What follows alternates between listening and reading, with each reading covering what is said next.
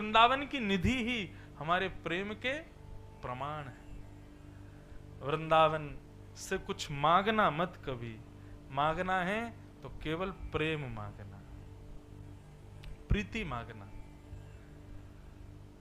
ऐसा वृंदावन जो सदैव प्रेम राज में विद्यमान रहता है, उस वृंदावन में आकर के बड़े बड़े रसिक जन, बड़े बड़े महापुरुष उस प्रेम में ही आसक्त रहते हैं। उसके अतिरिक्त और कोई क्रिया हमारे वृंदावन में होती नहीं है।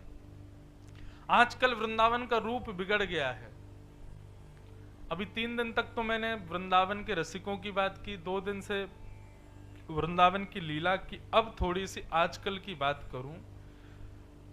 वृंदावन को अब हमारी आवश्यकता, वैसे तो उसको है नहीं, वो वृंदावन स्वच्छंद है, श्यामा जी का, किशोरी जी का है, लेकिन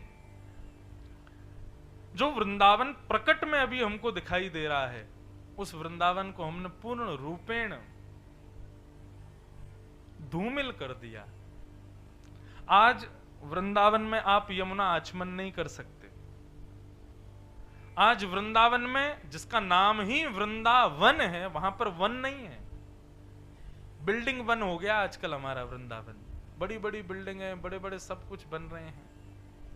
हमारी इससे कोई दिक्कत नहीं है कि कोई वृंदावन आकर के रहे, ब्रजवास करे, अच्छी बात है। लेकिन कम से कम ब्रज को, वृंदावन को वृंदावन तो रहे। हम अगर वहां पर घर खरीद रहे हैं, वहां पर कमरे बना रहे हैं, जो भी कुछ कर रहे हैं, कम से कम संकल्पित होकर के करो कि मैं एक घर बना रहा हूं तो कम से कम वृंदावन में 100-150 पौधे तो लगाऊंगा, वृक्षों का वर्धन करूंगा। आज शाम सुंदर वंशी बजाने के लिए कभी निकलते होंगे तो कहां जाते होंगे? वन है ही नहीं वृंदावन में। हमने वन लायक छोड़ा नहीं। यमुना पुलिन पर ठाकुर जी लीला करते हैं, क्रीड़ा करते हैं, लेकिन वो यमुना का पुलिन ही नहीं छोड़ा। आज हम मानव उस यमुना जल में आचमन नहीं करते, ठाकुर जी कैसे करते होंगे?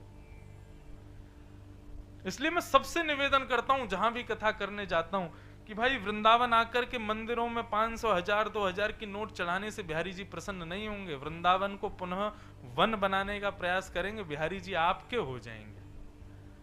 कोई वृंदावन आए और संकल्पित होकर के आए कि मैं वृंदावन में